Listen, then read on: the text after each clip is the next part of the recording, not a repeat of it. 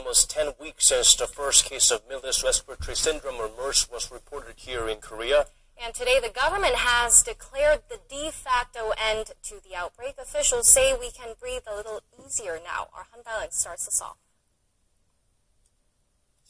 All 15 hospitals affected by the MERS outbreak have been released from special watch.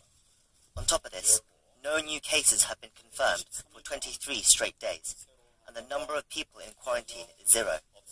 Given the circumstances, the government and the medical world believe our citizens can relax. The virus no longer poses a threat. The battle is virtually over. Prime Minister Hwang Kyo-ahn on Tuesday announced a de facto end to the MERS outbreak that claimed 36 lives and infected 186 people in Korea. The declaration comes 69 days since the first case was confirmed on May 20th. The Prime Minister encouraged the public to continue on with their daily lives without the slightest concern about MERS. Hwang added that he hoped to see citizens fully re-engage in the various economic, cultural, and educational activities they were involved in before the outbreak. Apologizing for the government's poor handling of the crisis in the early stages, the Prime Minister pledged to examine the reasons why, to learn from the mistakes that were made. I will find out what went wrong with the initial response to the outbreak and take all the necessary follow-up measures. The Prime Minister vowed to uphold the elevated watch level at medical facilities until the outbreak is declared officially over. 11 of the 12 remaining MERS patients still in hospital have tested negative, but one patient has shown mixed results and is set to undergo further testing this week. The official end to the outbreak is expected to come at the end of next month, as the World Health Organization suggests a 28-day wait-and-see period after the final MERS patient tests negative. Han Daeun, Asia News.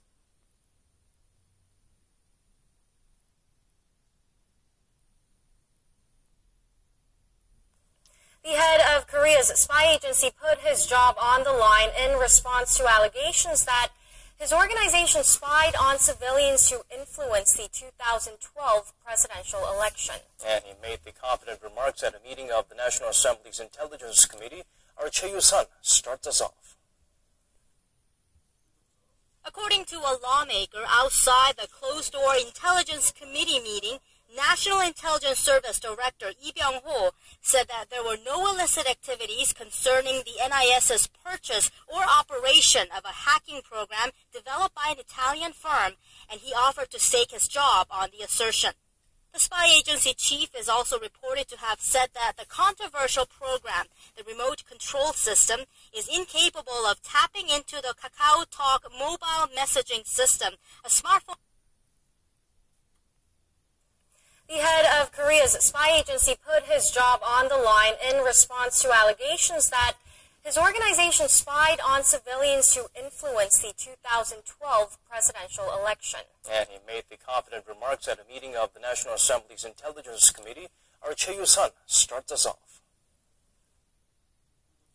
According to a lawmaker outside the closed-door Intelligence Committee meeting, National Intelligence Service Director Lee Byung-ho said that there were no illicit activities concerning the NIS's purchase or operation of a hacking program developed by an Italian firm, and he offered to stake his job on the assertion. The spy agency chief is also reported to have said that the controversial program, the remote control system,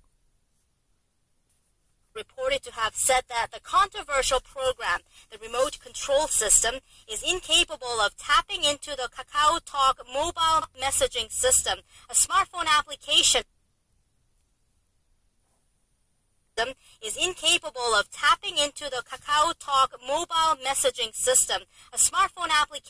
widely used in Korea.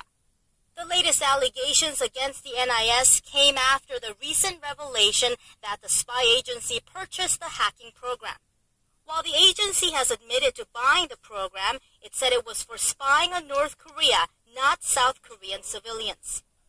But the apparent suicide of a spy agency employee who was involved in the program has further raised suspicions.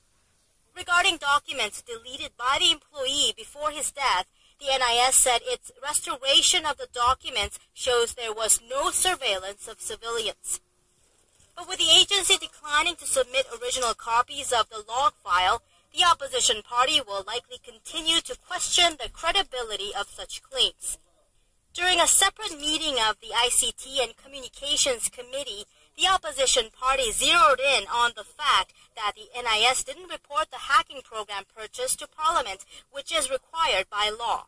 The ICT minister said that a software program like the one the NIS purchased is not considered a wiretapping device and does not require government permission for its use. With the ruling party accusing the opposition of threatening national security with a political agenda, it's likely that the hacking allegations will continue to be a bone of contention between the rival parties. 최유선, 아리랑 뉴스.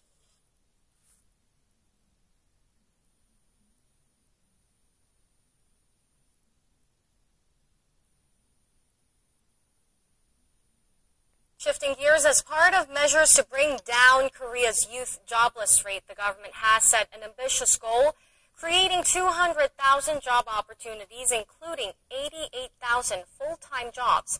Our Shin Se-min has the details. Ko Sung-myung is a 26-year-old college senior with no full-time job lined up, and like many of his generation, he's anxious. I hear that the job market is in critical condition, with thousands unable to find work. All I can do is just continue submitting resumes.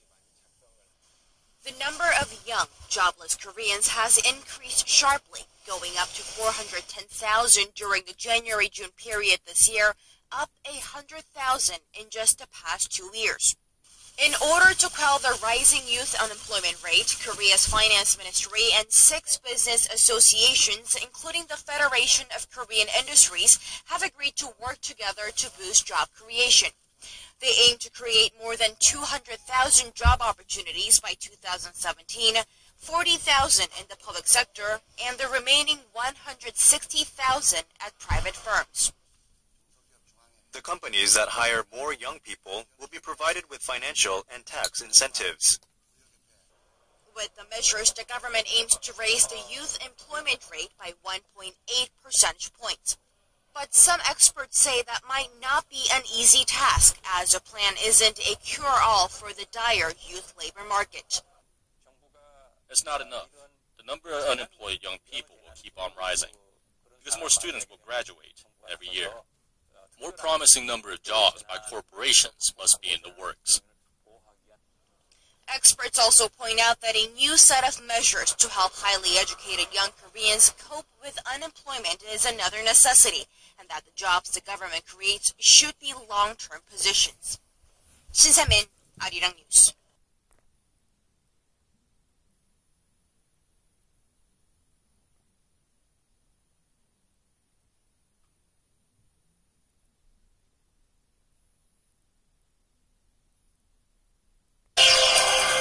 Coming up today, Korea urges Japan to stop distorting history as some Japanese ruling party lawmakers push Tokyo to tackle the international community's misunderstanding over its wartime sexual enslavement of women. Coming up today, Korea urges Japan to stop distorting history as some Japanese ruling party lawmakers push Tokyo to tackle the international community's misunderstanding over its wartime sexual enslavement of women. 7 countries lift their travel advisories for Korea after the Korean government announces the outbreak of Middle East respiratory syndrome has effectively come to an end. First, the IMF says countries like Korea should be doing more to boost domestic demand to right imbalances that are limiting global growth. Stay tuned for these stories and more.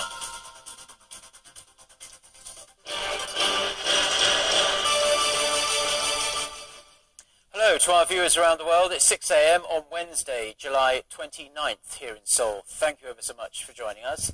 I'm Mark Broom. Our top story this morning, Korea has once again reiterated its call on Japan to stop distorting the historical facts of its wartime sexual slavery. Seoul's foreign ministry says it's deeply concerned by reports out of Japan that some lawmakers from the ruling Liberal Democratic Party are attempting to deny the 1993 Kono Statement in which Tokyo acknowledged Japan's sexual enslavement of women during World War II. Sources in Japan say a special committee from the party drafted a document which claims there were problems with the statement. The committee is close to submitting a proposal to the government that Japan should be more active to address the sex slavery issue that they claim is misunderstood. Seoul's ministry says the coercive nature of Japan's use of sex slaves is undeniable. It added that no one can change this historic truth or the international community's grave assessment of the issue. Now, overwhelming historical evidence shows tens of thousands of girls and women from Korea, China, and other countries are forced into sexual servitude for Japanese troops before and during World War II. Meanwhile, efforts to restore the honor of the now elderly victims of Japan's sexual wartime enslavement is ongoing. 2 Korean victims have filed a lawsuit in a U.S. court against the Japanese government and other wartime entities, seeking compensation for damages caused by the Japanese military's sexual enslavement of women before and during World War II. At a press conference in Washington on Tuesday, a lawyer representing the case said former sex slave Yu Hee-nam and another victim are suing the Japanese government, as well as 7 Japanese companies, including Mitsui and Mitsubishi. They are seeking compensation worth $20 million for each plaintiff.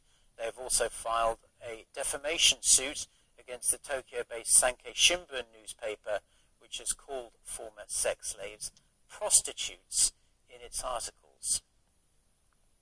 A group of young actors are set to bring the so-called comfort women issue to New York City in the form of a musical later this week. They hope the show will contribute in getting the message out about Japan's wartime atrocities. Hwang Sang-hee reports. With all its glitz and glamour, Broadway has long been the place for creative dreamers hoping for a shot at stardom. Just a 20-minute drive north in Harlem, another group of young dreamers is hard at work, rehearsing for the musical Comfort Women. Through music and movement, they tell the tragic story of the hundreds of women who were victims of Japan's wartime program of sexual enslavement. The director is a Korean college student named Dimo Kim, who created the musical to raise awareness about this lesser-known chapter in Korean history. But first, he had to ensure his 53 cast members knew the history too. I didn't know about it before. I did research on it, and I was very, very devastated not knowing that this had happened. Regardless of their nationality, the actors say getting the message out about the Comfort Women is their top priority. As a Japanese and as a Japanese American, I think it's even more important to be involved so that people can see that, yeah, there's sentiment across the board for people to recognize this event in history. A recent meeting with a former sex slave in Washington, D.C. strengthened their sense of purpose. I could just feel her energy, her strength, her perseverance, her heartache as well. And I'm definitely going to take all of that with me into this show and hope to do everything that she's fought for up till now. The director made clear that his intention is not to point fingers at Japan, but to build momentum for reconciliation between the two countries. What I'm trying to say to the audience is, these are what happened, and these are what our new generation have to confront. And then, if we compromise by ourselves, then we can move forward to the future. The musical Comfort Women will open at New York's biggest off-Broadway theater, St. Clement's, for a 2-week run on July 31st. The team's next goal is to bring the show here to Broadway. Hwang Sang-hee, Arirang News, New York. Now, with the MERS outbreak practically out of the picture here in Korea, the Foreign Ministry says 7 countries on Tuesday lifted their travel advisories for Korea. They are China, the Czech Republic, Russia, Taiwan, the UAE, Mongolia, and Vietnam. Hong Kong is also expected to lift its travel warning against non-essential trips to Korea in the near future.